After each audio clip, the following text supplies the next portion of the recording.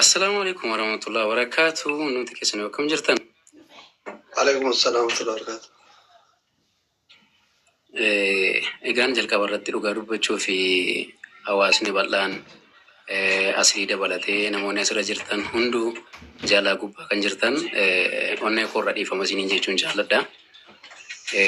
Maaliif jennan isin dura dhaabadhee maaliif immoo isin dura dhaabadhee an baankii isteetimentii hojjechiisee hin beeku. Maallaqii akkasiis akkaawuntii koorraa gala jedhee yaadee hin beeku. Dhuguma koon waan miidiyaarra haasa'uun haasa'a. Aga kana miti miliyoonni 10 galeera 8 galeera jedhee yaadee beeku dhugaa dubbachuuf haqiiqatti. Kanaafanii gigim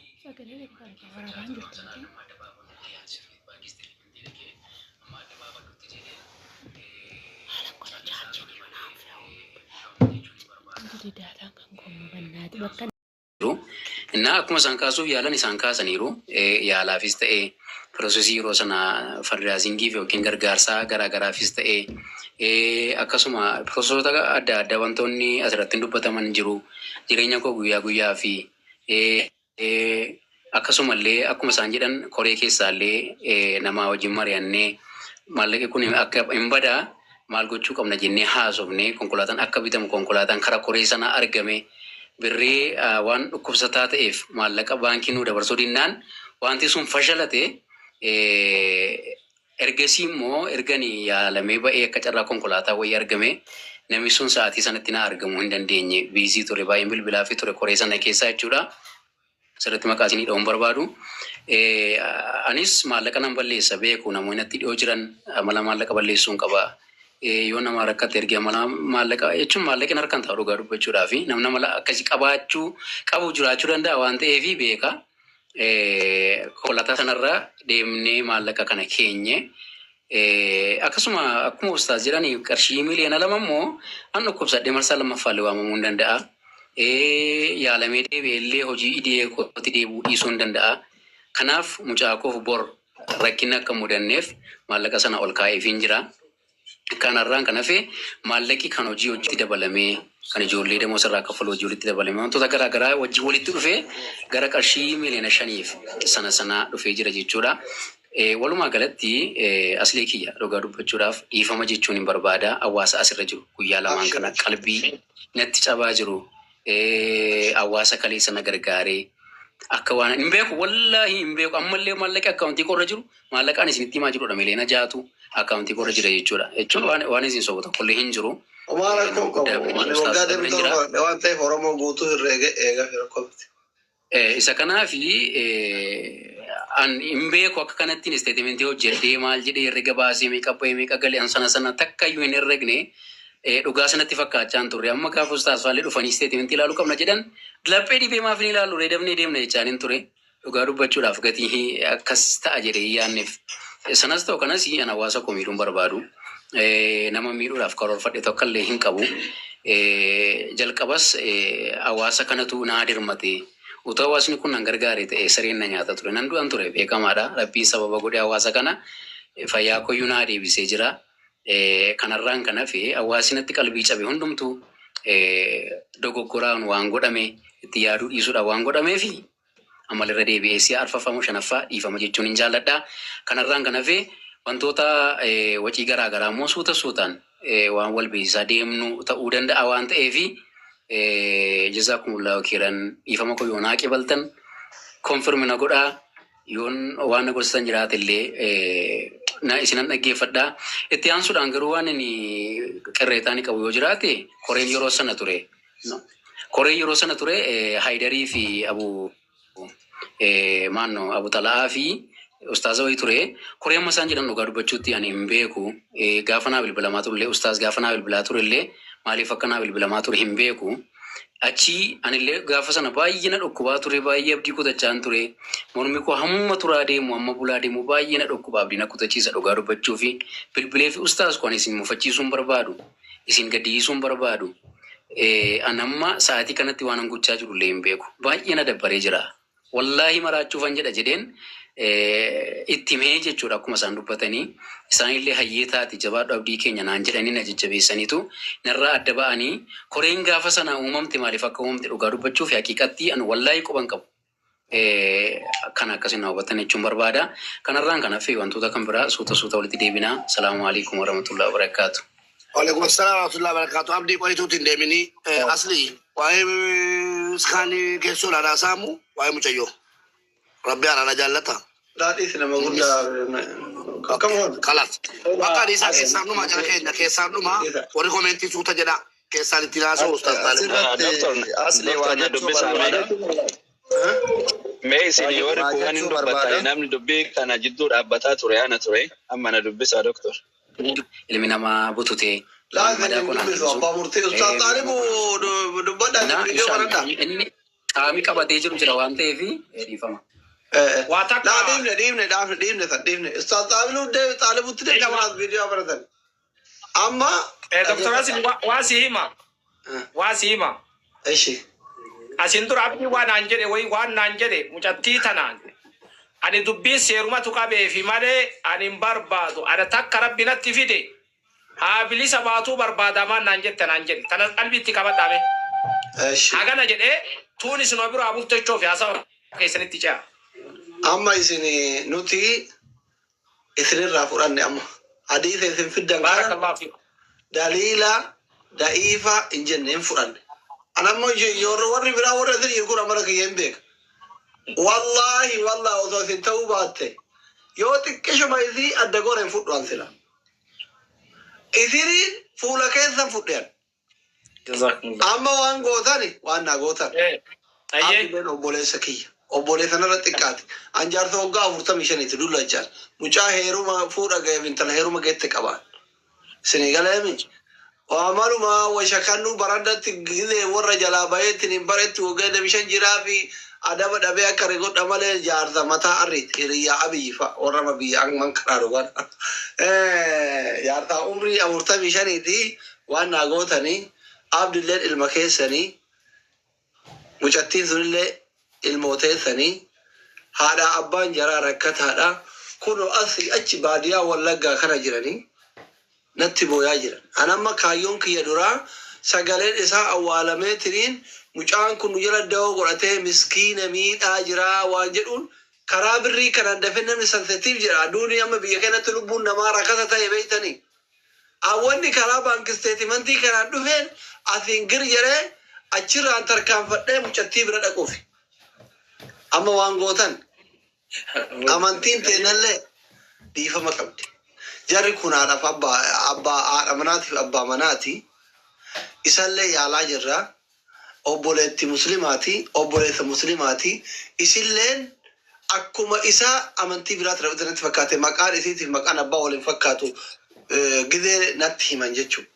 Waan gootan amma isin akkuma asirra fudhattan kana fuudha. Jaarsummaan mootummaa harkallee nuu fuudha. Nuu baasa. Isillee hin gargaaranna. Duraan nama bira osoo qariyaa teettee qaraatu wal baratanii wal fuudhan jedhanii. Isillee hin gargaaranna. Isallee hin gargaaramna. Dubbii guddattee faratti fe'anii ija keessa irraan of oolchaa haasaa isinitti hin guddisuus taate. Lammaffaa asli dhiifama wajjin lamaffaadha. Waan kun sirraa'uu danda'u.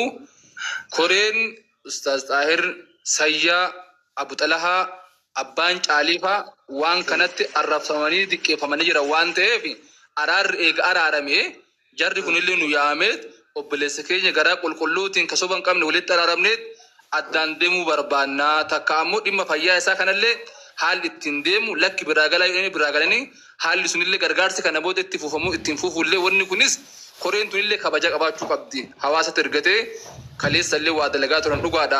Inni har'a koree sana waakkatus koreen tun waan goote qabdi waan ta'eef rakkoon hin jiru. Dhimmi koree kanallee dagatamullee hin qabu waan jedhu kaasuu barbaadeetiin inni kunillee osoo koreen tunillee yaamamte falli wahii godhame koreen tun akkana gatamuu sirriidha jettanii yaaddanii jechuu kiyya.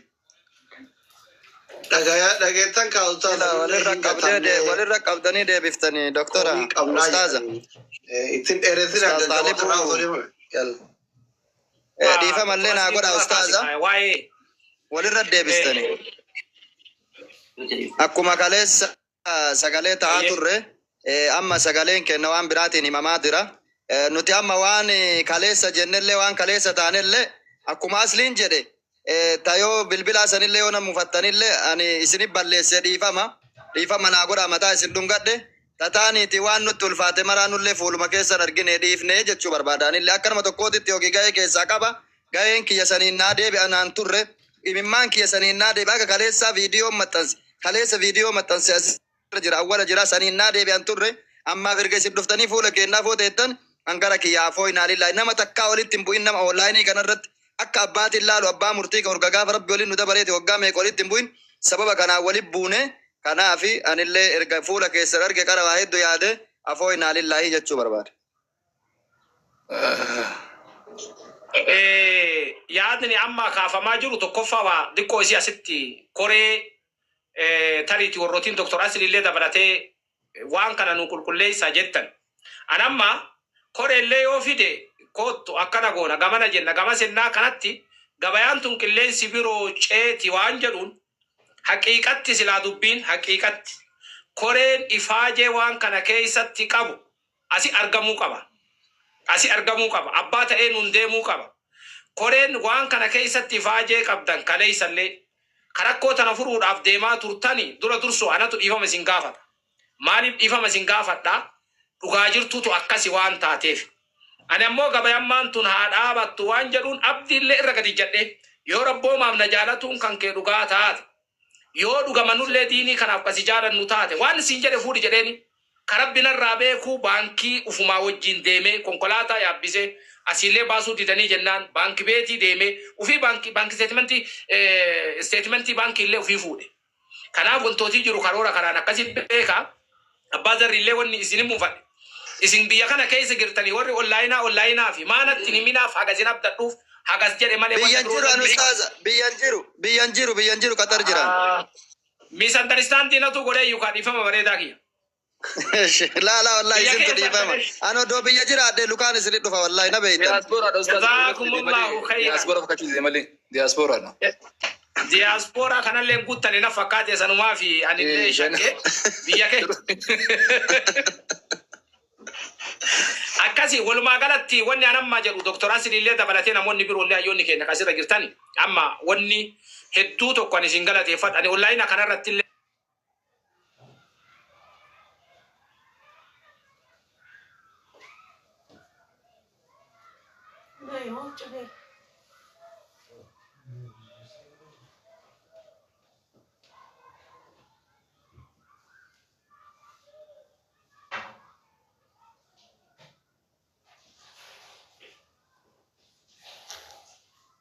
adeematana keessa deema onlaayinii Dr. Asliin qabate warri jalaan jiru ka akka Bilaal Ooroo kenna qabate aytanillee qabate ana sooshaal miidiyaa tanarratti guddaa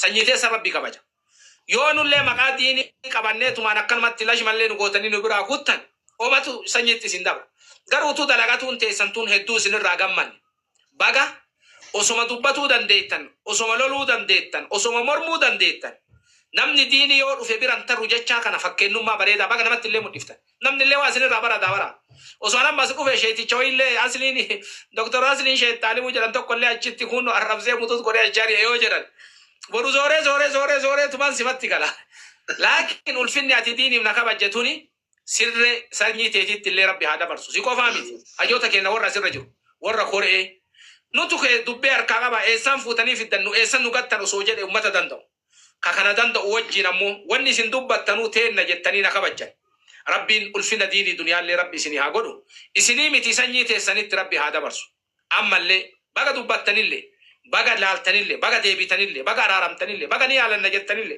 maraayyuu hayyoomuma namni kan gabaa ammoo shayitaanni dhufeeti dalagatu ummata kan addaan bittinneesse anillee abbaa zarriitii wallolee yookaan nama birootii wallolee lamuu sin dubbisu nan dubbisin sin beeku nan beekin jedhee akka deemuuf tole gabayaan shayitaanaa sun muluun diigame amma namni maan nurraa fudhata ummanni sun yeroo maa walikka wallola malee ufii wal jalaa dhagaa yoo jedhan we are going to be the role model fakkeenyummaa gaarii wal jalaa dhagahuun wal jalaa deebi'uun wal kabajuun ulfinni sanyii teessanitti haa dabru ani duuba du'aa'ii isinii godha ammoo wanni takkatti ani qabu faaya diinii keessatti illee qabaatu baadhu du'aa'ii ulamaa kana hedduu isaa qaba Itoophiyaa tana keessa ulamaa biyya keenya keessa jiru gurguddaa namni quban qabne irraa du'aa'ii qaba du'aa'ii masa yoo isinii goosise gatti masaniin inshaAllah rabbi kiyyarra kajeellaa qaba yoo qarallee hanqoon isin bira jiraate rabbi isin qurcee yoo qarallee laafinni isin bira jiraate rabbi isin jabeessee yoo qarallee wanni rabbiin keessa isin komatu jiraate gara jaalala rabbiititti rabbi isin baase nama addunyaa addaan bittinnoofti